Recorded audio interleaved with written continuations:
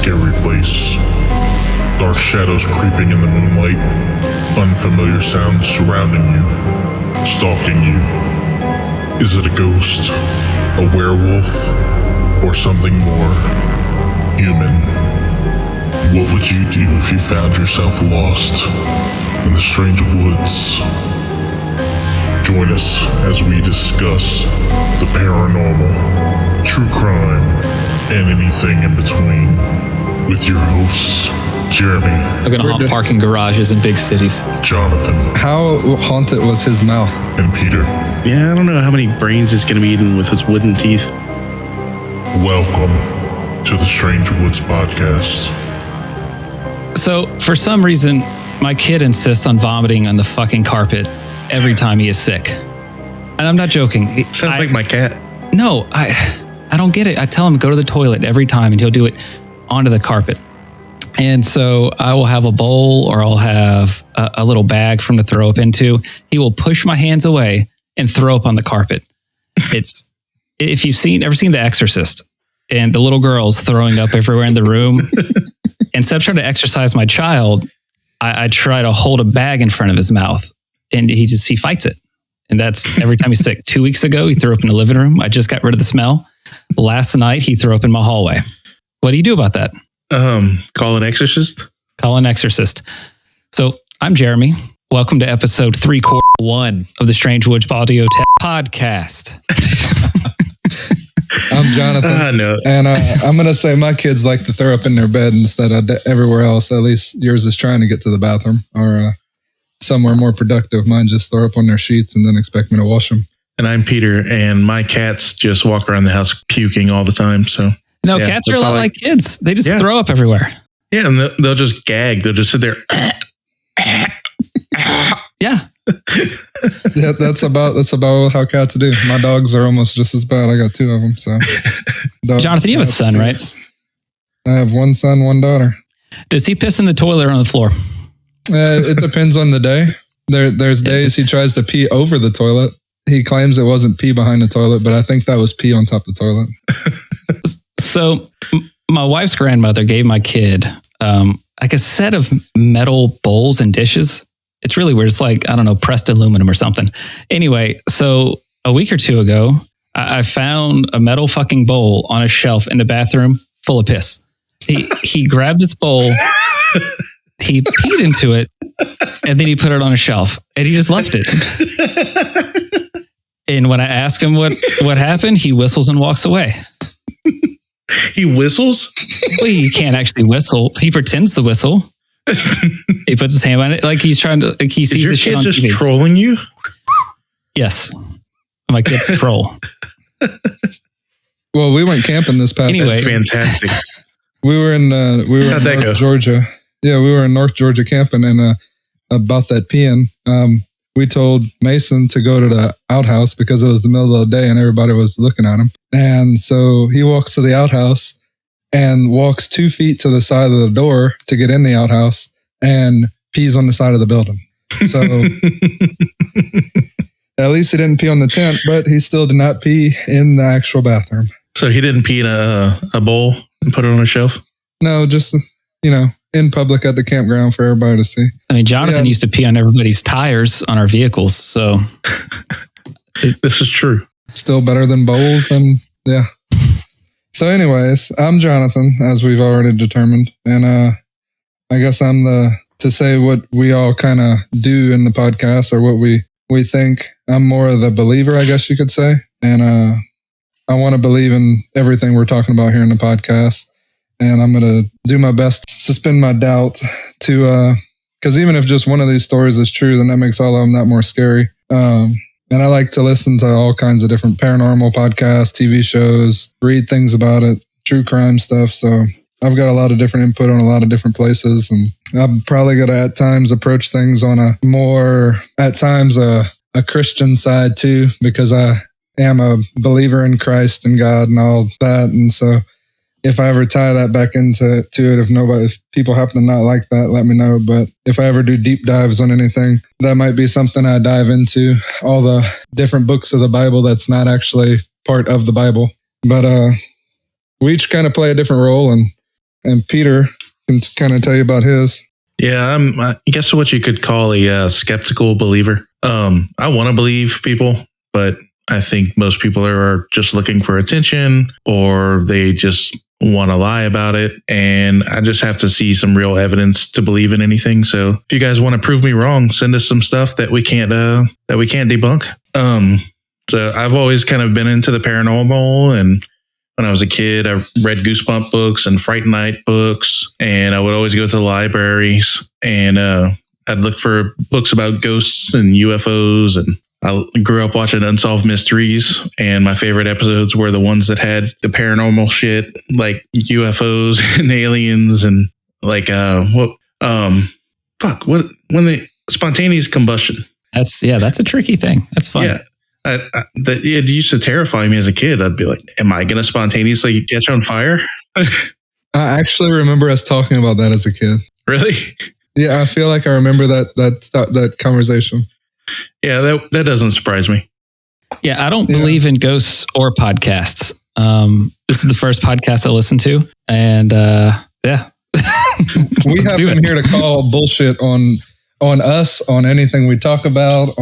He's our bullshit caller, our complainer, our skeptic, Yeah, so you may convince me that you're not full of shit, but you're not going to be able to convince Jeremy. He's probably just going to say everybody's full of shit.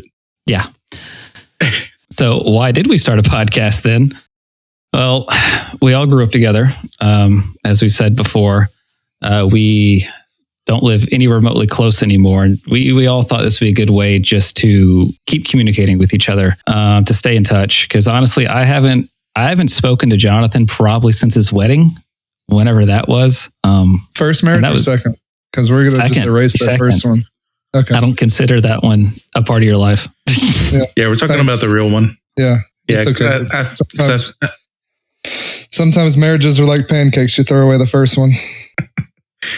I think Jeremy talked to you on my phone while you were getting married or something. Yeah, that was it. That was the last time before this whole podcast thing started up. So that's why I came on board. It's it crazy. Just seemed like a fun idea to get together. Yeah. And I mean, we were all great friends growing up, and we all kind of still just enjoy talking about random stuff and bullshitting and, just seeing how each other's doing. So like they were saying, a great way to keep in touch and just kind of make fun in light of different things. Do we want to talk about what we did growing up, like playing in the woods and making trails and all that, and why we called it Strange Woods? Yeah, we can work into that. If someone wants to start that up, or me, doesn't matter. Yeah, I was giving you a segue. Oh, I thought we were just saying what we're going to cut out of the show. I'm going to say cut that every now and then. So growing up, we all enjoyed. Go ahead.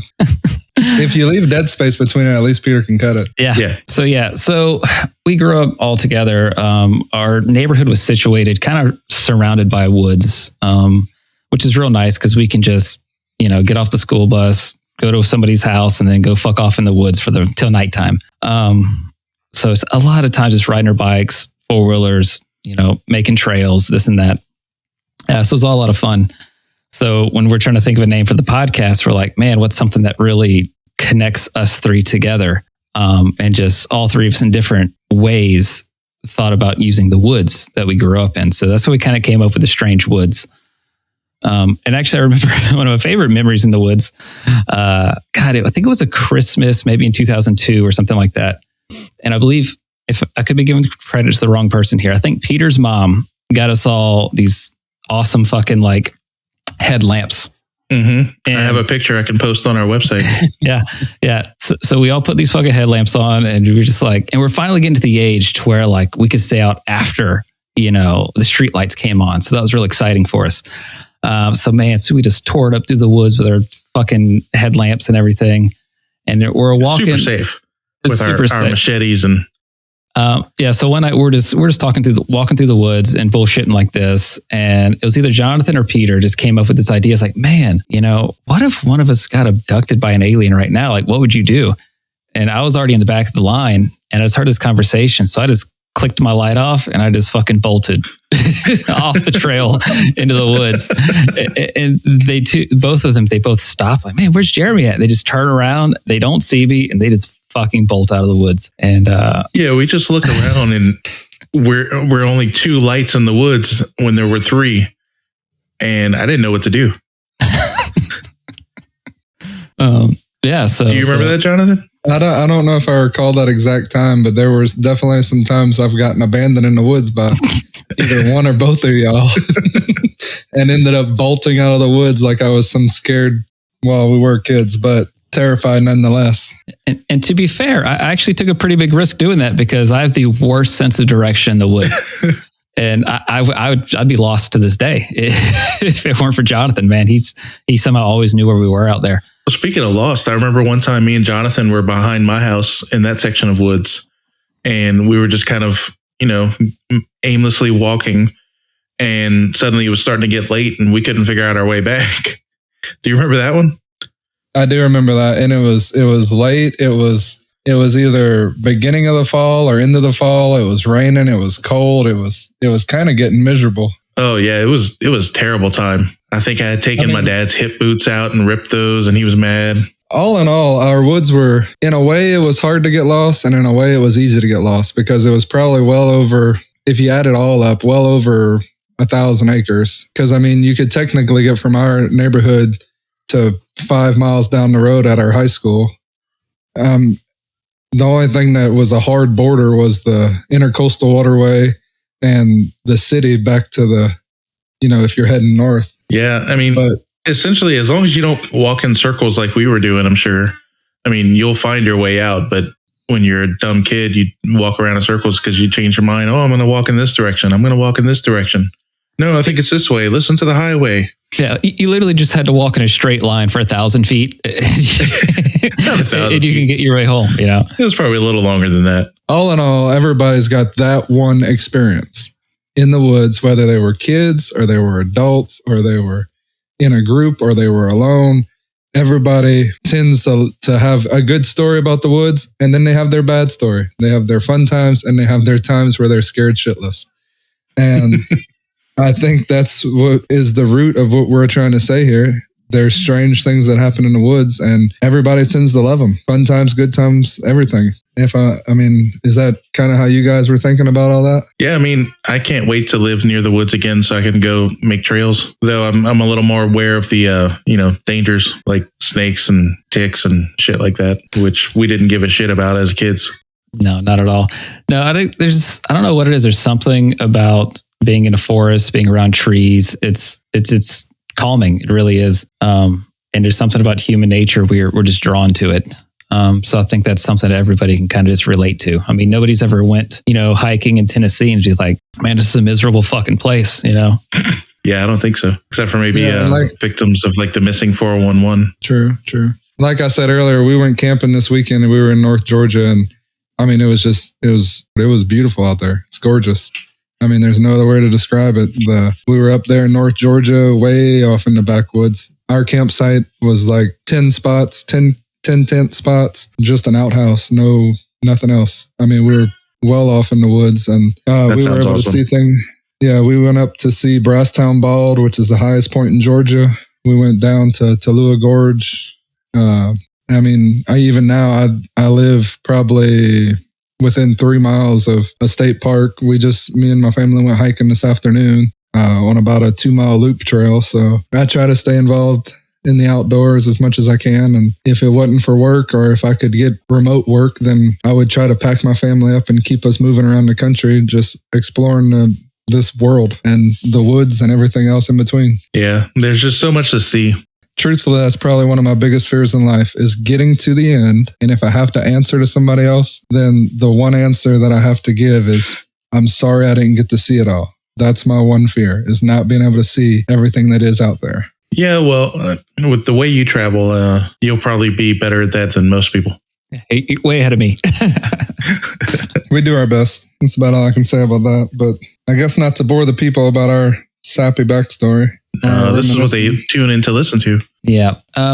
So no, I, reading online and stuff, about, spiritual energy and stuff like that in trees and woods. A lot of people really feel like trees have their own, spirit, their own energy. And, honestly, I think that's all bullshit. But I'm going to be honest. There was one time at work, I was out deep in the middle of a swamp looking for property corners along a survey line. And I came across like the biggest cypress tree that I've ever seen in my life, just out in the middle. And in a weird way, you can almost feel its presence near you. And I don't know if any of you ever experienced that, been just around something super old where it's like, you just feel it looking at you. No, I haven't. It's honestly a weird sensation. And I hate to say it, you can almost feel an energy about it. And I just can't help but wonder, like, how the fuck do you explain something like that? I guess my first thought is like, when you think of underground streams and stuff like that, they do produce like static electricity, and you pick that up with like dowsing rods and stuff like that. I mean, is that legit? Oh yeah. Like you go water witching. Yeah. I mean, it works. I mean, I found pipelines the same way. You can take coat hangers, bend them in like a 90-degree L, hold them loosely in your hands and walk in the line. And if you cross a pipeline, them bitches will turn on their own and face in the direction the pipeline's going. And it's static electricity. Huh. I know people use that for like ghost hunting and stuff like that too. I always thought it was like a pseudoscience. No, it's real. I mean, it'll pick up any, I guess, electromagnetic field, So I guess that makes sense why they use it for ghosts. Yeah, no, true. So I got to wonder, it's like, if a tree's big enough, and if its roots are sucking up enough water at one time, could that produce a mildly detectable static field? I don't know. I guess it's possible. Theoretically, it sounds right. And then like you said about a cypress tree, I don't know the exact how many miles around, but I know a cypress tree will stretch out its roots for, I think it's upwards of a mile when it pops out different cypress knees and things like that. I know a cypress tree has some of the longest stretching root systems out there. Yeah, they love to grow up in your backyard to mess up your lawnmowers. And I'm just going to throw this out here. I used to, and I still envy the fact that I used to have that job, being able to just randomly walk around through the woods and survey stuff and things like that. It's not completely random, and unfortunately, there's work to be done. But no, that was the biggest draw to this career. Really, was just the fact that I had the option to be out, in the sticks, in an airboat, various places. Actually, there was one time we were working and we're looking for property corners, and we came across some old like graves and headstones and stuff, and we're a few miles away from a plantation out, I guess it would have been south of Baton Rouge. And they had a bunch of just old headstones, some actual, I guess, above ground, whatever they are. It's not a sarcophagus. It's mausoleum, kind of, but small. And one of them that's what they call them. Yeah. And one of them was actually kicked in.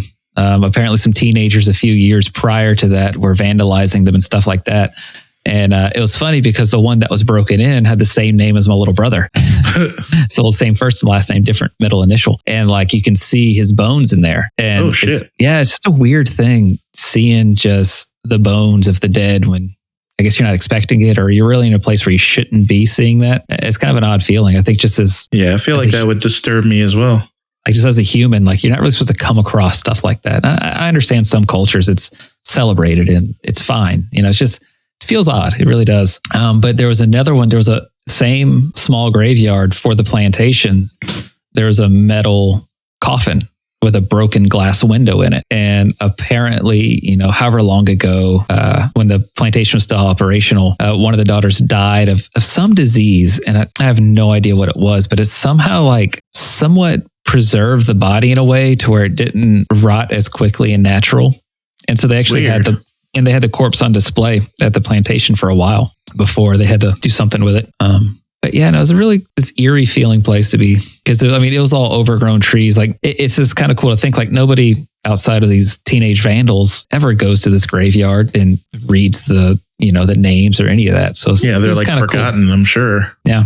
Yeah, that is a crazy thought. So they were just out in the middle of the woods, like hard to find if you didn't know it was there? No, it was a couple 100 feet off of a road. So it's not completely secluded, but you couldn't see it from anywhere. There was no like path going to it or anything like that. Yeah, you almost had to be looking for it to find it though. Yeah, pretty much. You had to hop a couple of barbed wire fences. And yeah, that reminds me of the woods by our houses. Actually, I remember finding out that Allegedly, I haven't been able to find out much information about it, but if you look on like Google Maps or something, it would show that there was some kind of cemetery in the front part of the woods near the park. And we've never really gone looking for it because, if there is anything there, I don't want to disturb it. But it was just an interesting thought that our neighborhood had a possible graveyard in the middle of our woods. Yeah, it was supposedly unmarked or something. I thought somebody had told me, but I think so many rumors spread. Like somebody at one point told me it was like a unmarked Native American burial ground. And, yeah, but I'm sure that comes from TV. Oh yeah, I mean, there's such a,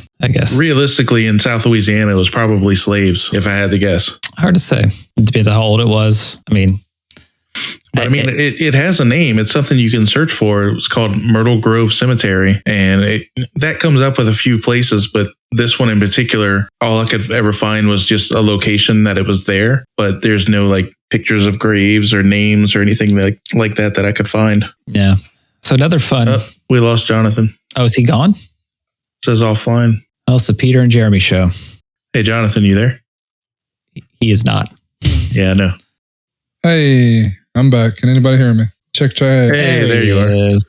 But he doesn't have a line. Oh no. He's You lineless. can't record with no. Wait, he has a line? What the fuck are you talking about? He doesn't have a line on mine. There's a line on mine. Okay. Yeah. So no, earlier Jonathan mentioned, bad vibes around trees. So are y'all aware in Lockport? So that's in southern Lafourche Parish. There's a tree that the local lore says that it used to be a hanging tree, a long time ago. And for years, they have tried to either cut it down or remove it. And they simply somehow coincidentally fail every time. So this tree has been struck by lightning a couple of times, supposedly. It's been set on fire. They've tried cutting it with chainsaws, and the chainsaws would somehow, I don't know, break in the middle of it. Yeah.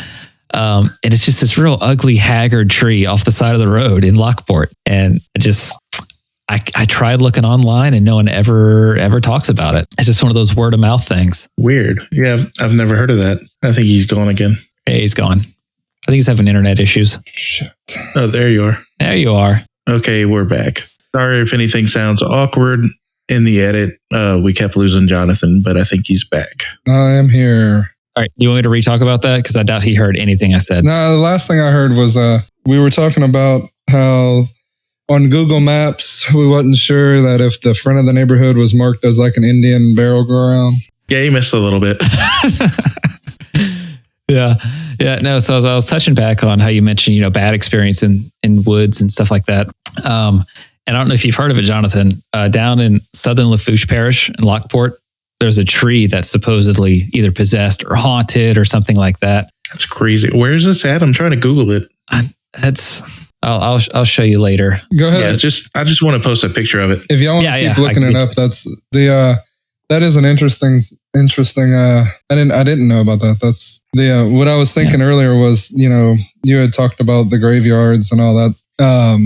I guess in a strange way, we all came from a perfect place. I mean, Louisiana and the South in general has a lot of haunted and just different background, at least more than I know of it in other places. But between Georgia and Louisiana, that seems to be where some of your most paranormal things happen.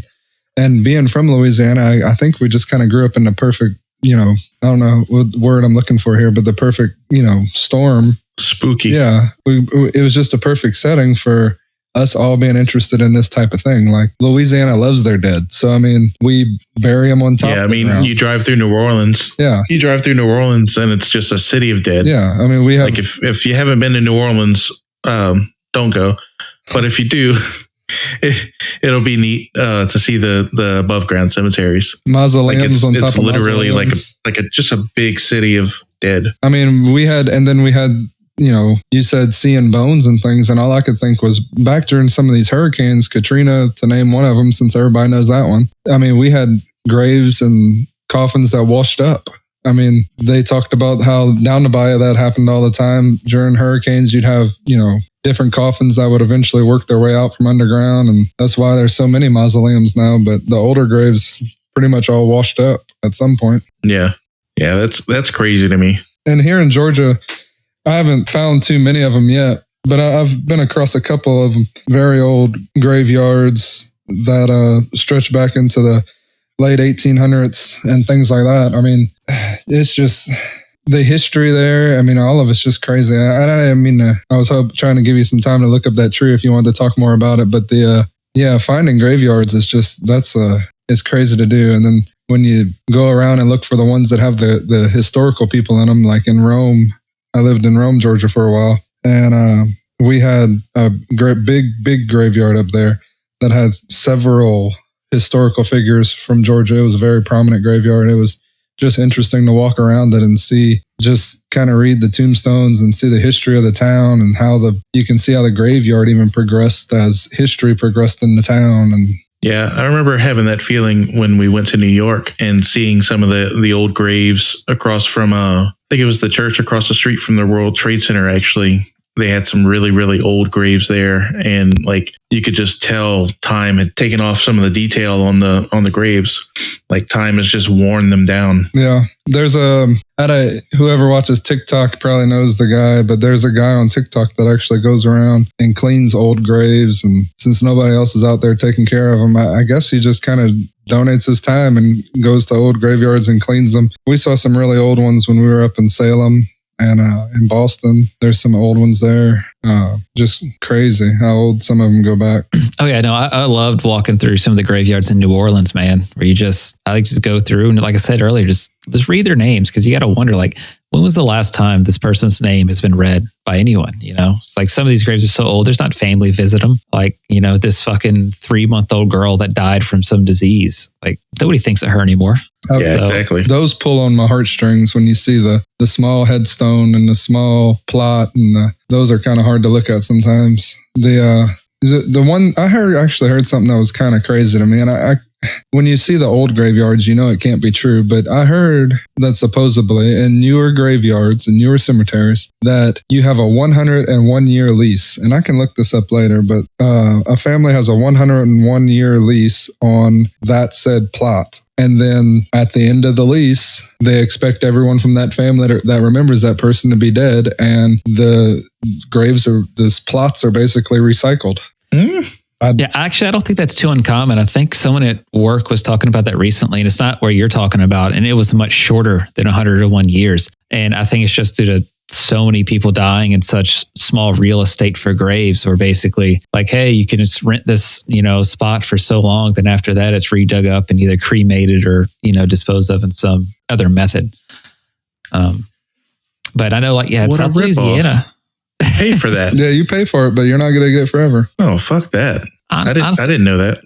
Yeah, personally, I would just rather my body naturally rot somewhere in the woods. Let the wildlife eat me up. I don't care. I think it's a waste of real estate just to have graves sitting around.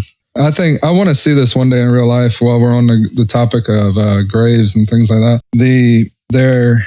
It's a practice, and I Googled it real quick. It says in China, Indonesia, and the Philippines where they do the hanging coffins off the side of the mountains. If nobody's seen that, take a look at that. That's a crazy thing to see. But in other cultures, they honor their dead in such different ways. I mean, oh yeah, I've seen this. That is weird. I have not seen it. That is awesome. Yeah, in America, we put people in the ground. We give them a headstone. We visit them. I mean, in some cultures, for the first year after the death, you bring that person back out of the grave at the 1-year anniversary. And I believe it's don't they like clean them or something? Yeah, they clean them, they spend the day with them, and then they put them back. Yeah, that it sounds so respectful, but I don't know that it would be something I could do. I don't know if I could do it either, but I don't know if it's our culture. And that's what's crazy. Yeah, I think that's a large part of it. Yeah. Yeah, that blows my mind to think about sometimes, is just here in America, and as Americans, we're like,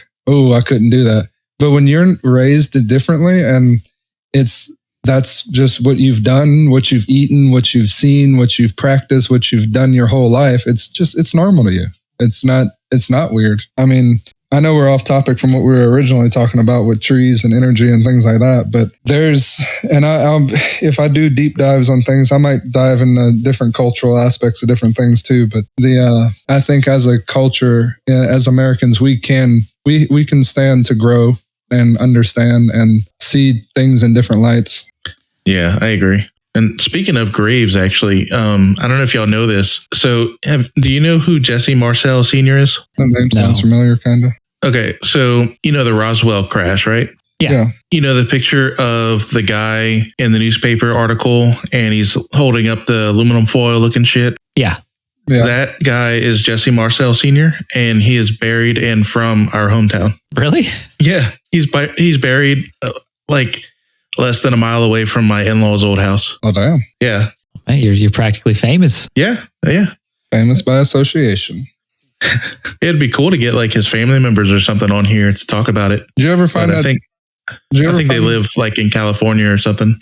Oh, yeah, probably. Did you ever find that tree you were talking about? Yeah, put it up in our message board. Okay. Yeah, and if I send pictures on there too, that's for putting on our website later on. Yeah. Side note, our website looks a lot better than than it did when we said how shitty it looked in the last episode. Oh, I see the tree. That is a gnarly looking tree. Sorry, I wasn't paying attention. I actually closed all the different things on my computer because I didn't want to get kicked off again. So I got to pull my phone back out. Sorry. That is a gnarly looking tree. Yeah. And as you know, fucked up as it looks, we drove past it this past weekend and the leaves are green as shit, man. This thing is like thriving out of pure spite and hatred for the human existence. That's what keeps it going. You know what that tree reminds me of? Is the tree from Ernest Scared Stupid. Oh, I love that movie. That is one of my all-time. That I probably watched that as a kid 1,000 times. I still get the kids to watch it every year. I need to find it so I can watch it. Is it streaming anywhere? I have it on DVD. Yeah, I need to just buy it. I haven't watched that in years. That's almost like it's a newer version of a VHS for any kids that don't know what that is. These kids don't know what DVDs are, Jonathan. What are you talking about? Your newfangled Blu-rays. That's the original DVD. You can own a movie physically? Yeah. Yeah. It's insane. Reel to reel. And take it with you? Yeah. Speaking of ghosts, I was working at Blockbuster a long time ago. Showing our age again. And it was actually right when Blu-rays were first starting to get popular. And all the time, like these old people would come and try to check out a Blu-ray disc. And I look at them like, you have no idea what a Blu-ray player is. Like, yeah, we actually had to warn people like, hey, you know what you're renting? Yeah, it was a constant question. Every time I saw an old person with a Blu-ray, I'd be like, do you have a Blu-ray player? They'd be like, what's a Blu-ray player? Like, I remember that coming up a lot when Blu-ray was just starting out, like probably before what you're talking about. That must, yeah. We had, they had HD DVDs. Do you remember that? Yeah, that didn't really work out well. No, it didn't. But they had both at Blockbuster, and we had to tell people, look, you need a special player for these. Yeah, and they're like, no, that was worse than a Blu-ray. Hey, remember how we used that censor before? You might want to bleep this one out if we have kids that listen. Random fact. Do you know why VHS won out over Betamax? Porn. Porn is the answer to that. So I don't know why Blu-ray beat out DVD and won over DVD, but I guess all this streaming. I have two guesses. Nowadays. I think one, Blu-ray sounds cooler, and two, it was what PlayStation chose, and it solidified it. Yeah. I think Sony, had everything to do with it. They put it on the PS3, I think, and that was such a popular system. No, at that point, porn ended up on the internet. True. Yeah. So back to other topics, more of not VHS and DVD related. Well, we're talking about death, so it still flies. This is true. Earlier we were talking about the forest and woods and things like that, and just as to kind of put this out there, what Jeremy's talking about, an energy within woods and trees and plants and things like that. That's gone back so many years. I mean, you have fairy tales, mythology that talks about it. There's so many different things. You got, fae and the fairy people that supposedly come from the woods and things like that. But there's so many different haunted forests and things that at some point I will dive into. I don't know if we'll put whole episodes out for them or not, but I mean, just to name a few, I mean, if nobody's heard of the Hayabachu forest in Romania, there's things like the Bennington Triangle here in America. What was the one in Romania? The Hayabachu. Say it again. How about you? How about you? How about I stay the fuck out of Romania? There's two of them in Japan. Small island, a lot of haunted shit. There's here's one Peter loves, how I say it, the Akugara. That's probably not right, but it's called this. If you can't pronounce it like me, don't try to spell it either. It's better known as the suicide forest. Yep, the suicide forest. And then I just found out not long ago there's actually a forest 30 minutes away from downtown Tokyo, one of the busiest cities in the world. There's a haunted forest, and because I closed out my extra tabs, I don't know what the name of that forest is because I had it open. That's my fault, people. But yeah, I mean, there's just the energy within woods and things like that. Just it stretches back through so many different cultures and things like we were speaking about, and the energy within these places is very deep. I mean, some of them that I want to touch on, like the Epping Forest in England. I think it's Epping. That has a cemetery in it, I believe. I have a couple others written down that I think have cemeteries in them or tied close to them. But yeah, they're all over the place. I mean, you got others in America like Gettysburg. I mean, people think of Gettysburg now and there's cities all around it. And yeah, it's not far out of Philadelphia or things like that. But back in the day when they had to walk there and fought there in one of the bloodiest battles in America, I mean, that was a hike out into the middle of the woods, out into the middle of nowhere. Those were just vast fields at one point. Yeah, imagine that wasn't a fun trek. No, not going out there knowing you're going to die. I mean, yeah. And I mean, there's plenty of stuff. I mean, we got stuff that you can look at that I don't know how legit some of the claims are. You got the Blair Witch Woods. I don't know what woods those actually took place in. I need to look that up. But then you got places like the Pine. Is there like a real story or like just where they filmed the movie? Well, Blair Witch has a story behind that, and I want to do more research on that. And then to find out the woods and there was some sort of other story other than just the movie. Sleepy Hollow, that's, back in the day, that was based in the woods, basically. I mean, that was a small New England town in upstate New York. The Pine Barrens. I don't know if I mentioned that yet, but I mean, there's just so many. I mean, the woods run deep. I think one really cool thing about the woods is when you really think about it, you're surrounded by living things and they just tower over you. And, theorize that trees have a certain consciousness and maybe they just perceive time perceive it in a different rate of speed. Maybe they, because they grow so slow, maybe they perceive time much slower than we do. They've definitely seen things that we haven't seen. I mean, when you cut a tree, you can track, this year was a drought. This year they had a lot of rain. This year this happened. Like, you can track weather patterns. I know that by the rings on a tree. But yeah, I mean, all trees are alive. Which movie showed us that? What was Lord of the Rings? Didn't they get up and fight? They walked around. Yeah. And then Harry Potter had one that just beat the shit out of their car or something, right? Oh, yeah. Beat the shit out of anything. Yeah, those are the trees you don't want to go near.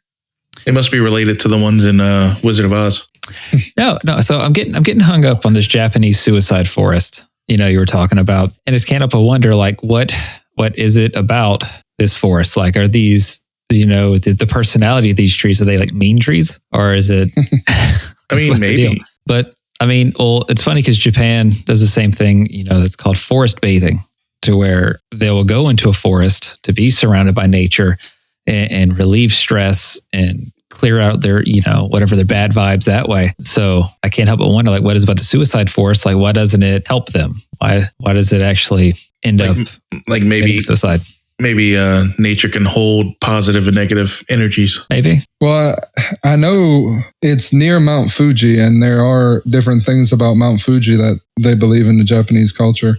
But the forest itself is also so deep and so thick that, from what I've heard, I haven't had the chance to go, but once you're in it, you really can't hear anything out of it.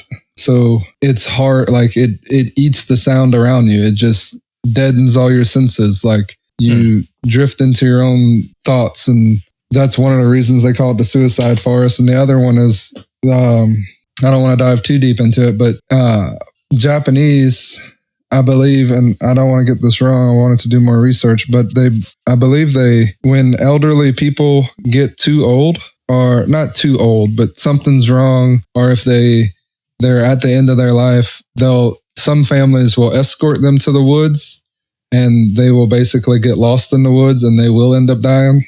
Oh shit! I was gonna say that and make a joke, but you're serious. No, that's a serious thing. I hope I'm not getting that wrong. I'm gonna try and Google it so you guys talk about something else. But I definitely think weird that trees and things like that, and it's not just trees, obviously, because we're talking about nature as a whole right now, in a sense, because like Jeremy said, with how you can track water and dowsing rods and things like that. So, I mean, we're talking about how water holds energy, and that's in a lot of different things where they say ghost activity and things like that. Water holds energy. There's stone tape theory. There's stones and trees and water. Nature. What is stone tape theory? Okay, so just a quick Google of it. Ghosts and hauntings are projected energy, projected in the form of energy recorded onto rocks and other items replayed under certain conditions. So it's the idea that a ghost or a haunting can actually be imprinted in stone. So like a residual haunting. In a way. And stone tape theory might not be one of the ones I was thinking of. It popped into my head, but So stones are like spiritual vinyl records. Yeah, that's what it sounds like. I mean, audio and video can be recorded on the tapes. Why not rocks? Well, I don't know. I'm looking for a joke there, but I'm coming up short. Well, I mean, even if we're not talking about the spiritual energy as in ghosts and things like that, I mean, you got crystals and things like that. Everybody believes in the different energies and things that crystals can put off. So, I mean, nature holds its own energy in different ways. I mean, everybody that practices, the chakras and the stones that relate to that. And there's definitely different energies that stones and trees and water and nature itself hold. Yeah, I just don't know if I buy all the crystals and energies like that. Like I'm sure there's something to it. It's got to come from somewhere, but I don't know. Maybe I'm just out of the loop on it. That does make you wonder, the stone thing. I guess if a stone goes deep enough, in theory, it could vibrate, to the tunes of tectonic plate shifting and stuff like that. And I suppose different recording devices could pick up vibrations and things like that. So maybe things are being misinterpreted as ghost speech, and it's actually just vibrations from the earth. Yeah, maybe. Yeah. I mean, y'all saw the stones wake up on Frozen. Pioneers used to ride these babies for miles. Yeah. I mean, and I'm probably approaching all this as here's the facts, people, and here's the information. I don't want to approach this as the hard ass, but I don't know. As somebody that's trying to suspend belief or suspend my doubt and look into some of this stuff that's just out there, I guess I do approach it as more of a steadfast kind of thing.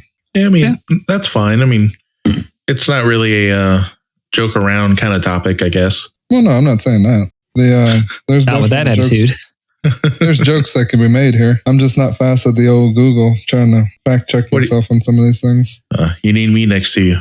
I can Google. I don't do that reading thing very fast either, But the idea that I just made about the vibrations, that actually, this is all over the fucking place. But going back to trees again, reading online, a lot of people insist that like when they feel these connections with trees, a lot of times, they'll hug the tree because they claim they feel the vibrations, and that's the spirit and the energy of the tree. But I mean, what if like the roots are so deep on a fucking tree that it's, like I said before, picking up vibrations from either tectonic shifts or anything like that? In theory, I guess it could be a conduit or a channel of simple vibrations. Yeah, I mean, I don't know the science behind it, but in theory, I guess that's possible. I don't know if trees' roots run that deep that they would be able to pick up on that. I don't know if a tree's 300 years old. I mean, it had a long time for the roots to grow, right? I don't know. Yeah. Well, I was wrong earlier. I did fact check myself on that. When I said up to a mile on cypress trees, that's something I heard as a kid, and I thought I just ran with it as right. That's not right. Cypress How far trees. Is it?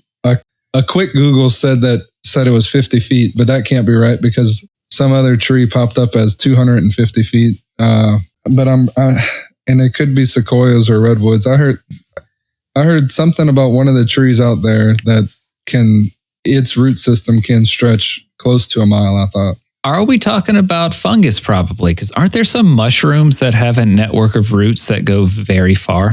Yeah, I think you're right. And they're probably like tunnels for the fairies. Oh, for sure. The fae. Well, fairy circles, yeah. Yeah. What are y'all thoughts on that? Let's see how many people we can piss off. My thoughts on what? Fairy rings? Yeah. Fair, yeah. Look, hey, here's the thing. I have a corgi, and corgis are supposed to be the mounts for fairies, so I'm one step ahead of y'all. No, but like, what do you think? Do you think there's any legitimacy to the fae and fairies and fairy rings? No.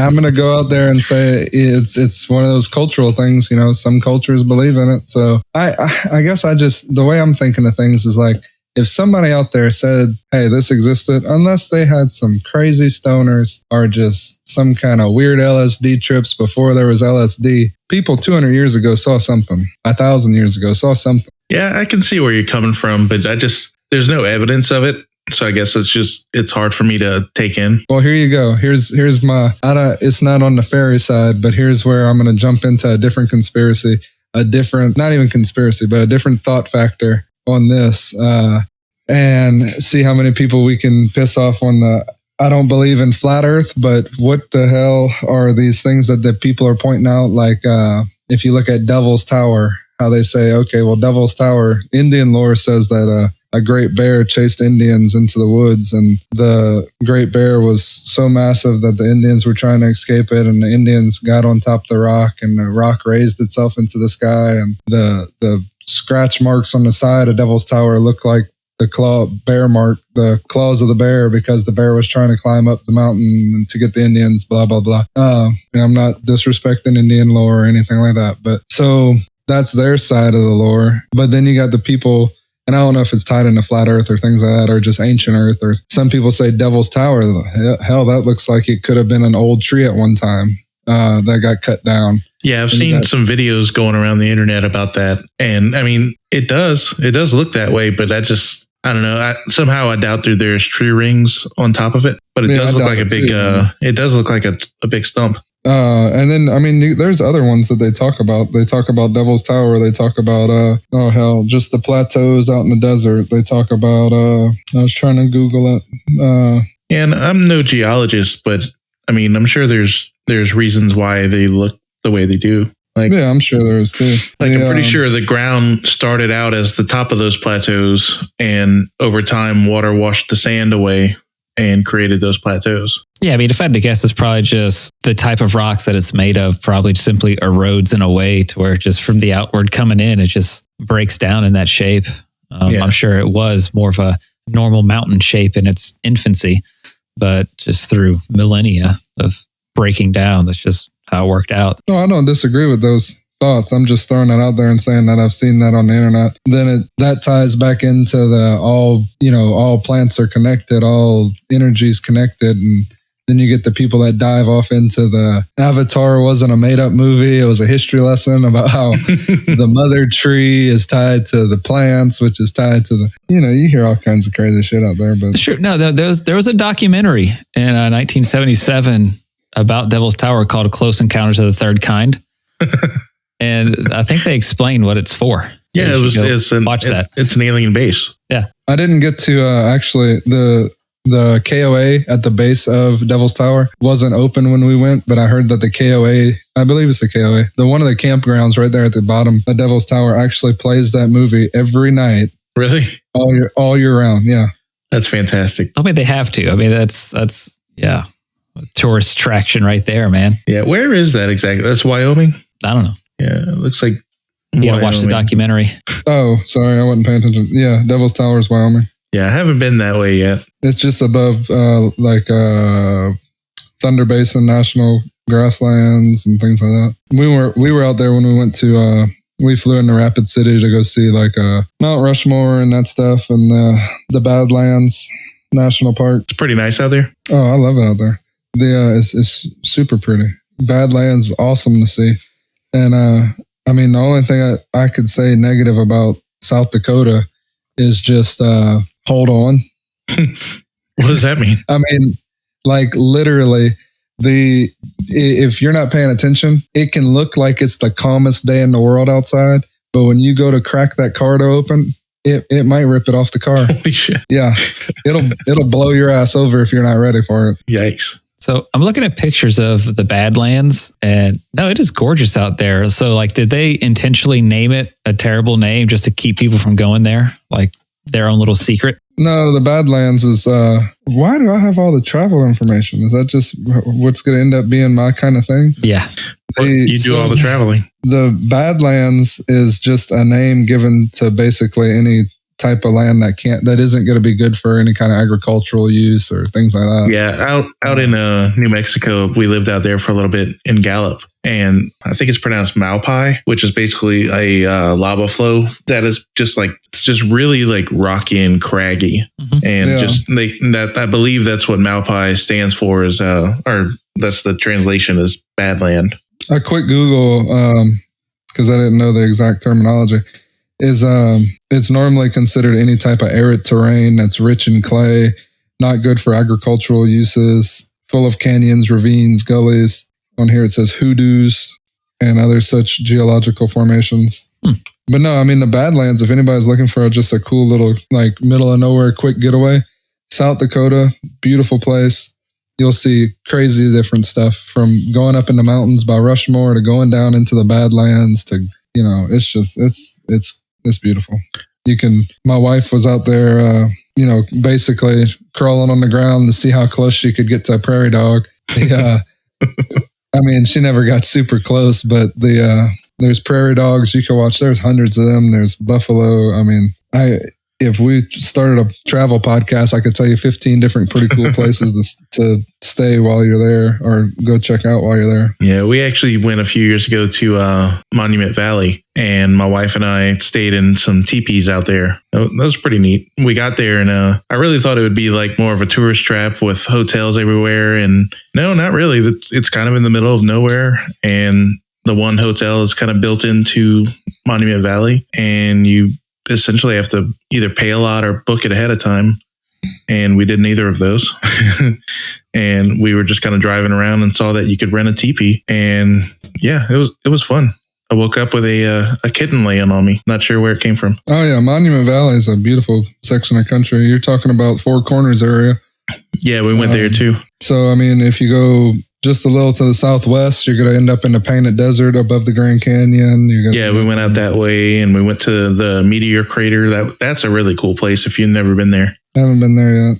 There's a lot of cool places out west I haven't had the opportunity to check out yet. But yeah, if you ever go back to the Grand Canyon, it's maybe an hour away, if I'm not mistaken, and it's like a mile wide crater. And they filmed a few movies in it, and they got like a little museum, and you can go walk around part of the crater. It's really cool. Yeah.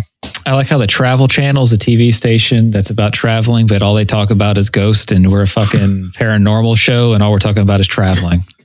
Beautiful. Yeah, I mean that's what sells, right? It's talking about something other than what you talk about. Yeah, that's the ruse. We're not going to talk about paranormal anything. I remember back when MTV played music videos. That's really because okay. I don't. Okay, Grandpa, let's get you back to your room. No, that's a lie. I actually do remember that. I can remember waking up at our houses, like sleeping over, and there being music videos playing on TV. The top 10 countdown. I mean, on CMT. I mean, I don't really care for country music too much. Or at least not that kind of country music. Play me some bluegrass all day. Music's music. It's another cultural thing. Yeah. The two things that tie this world together is going to be music and food. If you feed people or entertain them, they'll gather and they'll have a good time. And they'll eventually forget about their problems. I know I keep getting off topic tonight. Sorry. No, it's fine. All good. Should we talk about our website a little bit? We Tell everybody what's on there? Yeah, as we're winding down, I think we should bring the website up, which looks great now. Yeah, it doesn't look like shit. Like it's actually loading properly. And if anybody listening has any issues, just email us and let me know so I can fix it. What's the name of that? It's all Peter's hardware. Yeah, Peter, what's the name of that website? strangewoodspodcast.com. And we have a news section. We have a new section called the John Files, where me and Jonathan will go dive deep on specific topics that maybe we do or don't cover on a future audio episode. Maybe we'll have just a short rant or long rant on the website. Yeah, it's just going to be if Jonathan has a fever dream at night and he has to record something, he's just going to go off for about 25 minutes and you should listen to it. Yeah. Yeah, I'm not saying you're wrong. I mean, 25 minutes, 25 hours, just however long I ran. What's the limit on YouTube? There's a limit? No, I don't know. But we also have we'll post pictures and things that we talk about, like the gnarly tree Jeremy was talking about. I'll post a picture on that on our website if you want to take a look at it. Under the news section on our website, apparently you can follow us on Instagram, and I think we're going to be working on all the other socials. Right now there's Instagram, Twitter, and YouTube. Yeah, we have a Facebook, but I haven't really posted anything on it. And we technically have a TikTok, but we haven't posted anything on it. But we got some stuff going on YouTube. I'm pulling some short clips and putting them on our YouTube. That way people can get little bite-sized pieces of the episode. Sounds good. Yeah, I mean, everything looks great. I mean, it's no thanks to me. I mean, Peter's our web genius. He's figured all this stuff out long before I did. He was making websites back in high school. Yeah, I dabble. And so, anything else? Any other news or anything else anybody can think of? I think the tentative plan is every 2 weeks dropping an episode, if I'm not mistaken. At least at first. And then Sounds good. if we can get a backlog of episodes going, we can start releasing them sooner. We have a lot going on, and we have to work around our schedules to get things recorded. We're in 3 different states, 2 different time zones. We all have full-time jobs. I coach youth football for our rec department, and we're about to finish football season and head into basketball season, which I also coach. So we'll see if I can pick 10 minutes out of a day to record something. It might be a lot of fever dream rants that y'all get from me, but I love the idea that Jonathan played almost no sports growing up, but he's apparently coaching 10 different fucking sports right now. And I played literally every sport as a kid, and I refused to even bother. No, I was just in band. What's that saying? If you can't, those who can't do teach, and those who can't play sports coach. Something like that. I just pissed off every coach out there, but I actually really do enjoy coaching. I mean, I don't know who has more fun out there, me or the kids, but I'm running up and down the sidelines during football, yelling just as much as any kid is. So it's been a fun season. I imagine Will Ferrell and kicking and screaming. You just have your bright tiger stripe jacket on with your coffee, and you're just into it. Oh, I am way into it. Well, that's good. That's awesome. Yeah, it's been a good season so far. Yeah, I think we got another episode in the books, and I'm just going to say thank you guys for listening, and thank you guys for you and Jeremy and Peter. Thank y'all for being here to talk about things. Of course, we have a good time, and we had a good response to our first episode. Personally, I think episode 0.5 was better than episode 3/4, but we'll see how it goes. Yeah, we'll see. Maybe editing, it'll be better. But if you have a story you want to share, email us at strangewoodspodcast@gmail.com, and you can send us either a typed out story, or if you want to record you saying your story, you can send that to us as well. If you want to be a guest on the show, email us and we'll set it up. But yeah, as far as hearing from you guys, we'd love to hear from you guys, all kinds of whatever your story is. And if you want to email me something just talking about travel, I'm here for it. I'll listen to your travel stories. All right, I guess we'll end this. All right, good night. Thanks everyone for listening. I forgot what I was saying. It's such a known story. Yeah. Oh yeah, no. So I was wanting to take a picture of that tree on my drive back to my wife's grandmother's house, but it was too dark, so I didn't. That's the story. Oh.